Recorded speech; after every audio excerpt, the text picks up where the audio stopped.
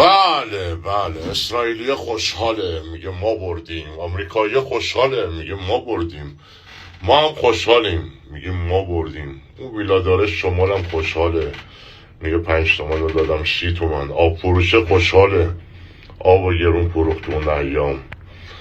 اون بنزینی هم خوشحاله، 3 تومن فروخت 30 تومن 50 تومن.